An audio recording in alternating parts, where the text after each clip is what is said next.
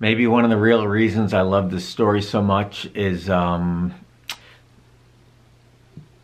deeply personal and self-absorbed. The very thing that Mia Erdman or Mimi Erdman is so critical of people failing to see how systems work, our impact on the world, on the globe, on the environment. Maybe it's just me falling for that old looking for myself again in literature. You know, for several years, I might keep a list of my favorite novels. A Prayer for Owen Meany by John Irving, All the King's Men by Robert Penn Warren, The Great Gatsby by F. Scott Fitzgerald, Sophie's Choice by William Styron. And one day I realized all of those stories, now I was in my 20s when I made this list. One day I realized all of those stories are told by a lonely, single, tall, thin, white guy. Me. And it was kind of devastating and also enlightening at the same time. It's the same thing with this story. This story tracked me into the same thing again, but you know, I have to own it. I have to own it. But I like this story maybe even more than those novels, because this story is about that self-absorption, right? Mia or Mimi Erdman, she says, you know, people just sort of are always pondering their own existence instead of seeing themselves as a network of the environment. Remember a lot of times we talked about in American Lit, those of you who were with me last semester, do human beings, do we see ourselves as a part of the environment or apart from the environment? And I think seeing ourselves as apart from, and that it's there for us to use and exploit, is a big problem. And that's how most of us see it, even we might want to tell ourselves we don't. But if we see ourselves as a part of it, right, it's much more challenging intellectually to see the effect we have. To look at a t-shirt, know where we bought the t-shirt. Yeah, we usually know that. We don't know anything beyond that. Who made it? A person like you, like me. Stitched it. A person before that cut the fabric. Someone before that, a cotton farmer. Somewhere. Your t-shirt that you're wearing has been to more parts of the world than you probably ever will. For all of those processes. It doesn't happen in one place. We don't think about that. We only think really about what we see.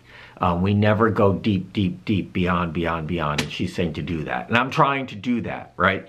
But I have to admit that maybe the thing I love the most about this story is the relationship between our narrator and Mimi Erdman. Because it is exactly like the relationship I have with one of my very best friends. She's cranky. She's short. We dated for a little while long ago. It didn't go particularly well. And we've been best friends ever since. And we are just like these two. She's smarter than I am, yet somehow she's very admiring of the way I think about things and the way I come at things. But I'm quite convinced that she is certainly a much smarter and a better thinker than I am in a lot of ways, just like these two. And at the end of the day, I like this story a lot because it's the characters, they're both marvelous people. They're both marvelous people. The story has a sad ending. Of course, she dies. The story has a sad projected out. The planet is not going to be good, right? Those of you who are 20 or younger here, around 20 years old. The planet we know today is not what you're going to know when you're probably 52, 62, 82. Very different place, and it's probably not going to be good, right? It's probably not going to be good. But I have to say, when I read this story, I have a warm feeling for both of these characters because they remind me of me and one of my very, very best friends. And I recently, I don't know, last year, I mailed the story to her and she read it and she was just like, whoa. And you know, she didn't even have words for it. So I think there are a lot of things this story is about, besides being about me. It's about the environment and our relationship with it. And it's about environmentalism itself. Again, I love it when she gets into, you know, if these people who are trying to love, they think They think that advocating on behalf of some gigantic fluffy species exonerates them. Oh, if I love an owl, I can take a flight to Europe and, I'm good for the environment. If they knew for one instant the pressure their own mere existence puts on the rest of the cracking web, they would take their own lives. I'm not encouraging that, but her point is well made. That, hey, I recycle, man. I put plastics in the recycling bin. Most of the guess what? Even if they did get recycled, this tiny little scratch on the surface of the impact we have on the environment. So the story's about that. The story's about writing fiction, story, and memory. They each sort of remember things differently, and I love the quotations about memory in this story. Memory is not the opposite of forgetting. It is a kind of forgetting, or something to that effect. Memory is not the opposite of forgetting. It is a kind of forgetting. And that is true. We sort of have this idea that, can I remember it or not? Yeah, no. How am I remembering this? Every time you call a memory up, it comes up a little different, and it goes back a little different. And then it comes out different and goes back a little different. And we shape memory. Our subconscious shapes memory. Some of you are, someday, maybe you're already old enough and you see somebody, oh yeah, I remember in 10th grade, and you're like, no, it was Sue, Jim, and me. And your friend's like, no. Your friend Jim, no, Sue wasn't there. Sue had already moved away. And you're like, oh wow, I had Sue there. And memory can be a very creative act.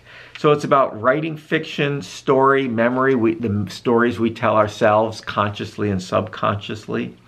It's about the narrator and his relationship with Mia Erdman. So it does have the personal in it, even though Mia's trying to say, we need to get away from the personal. It's about the self-absorption of humankind, right? And it's about the relationship between reality, Richard, the author, almost every fact, I think every fact about our narrator is a fact about the author. The publication, the career, everything. And he meshes it perfectly with a completely fictional character. Talk about calling into question fiction and reality. It's not unlike Ragtime in that regard, which is also was a novel about memory and history and story making, right? And story making. So let's do a part 3. I'm going to keep these parts short for you here, and we're going to shut this down now, and I'll do a part 3 in a sec.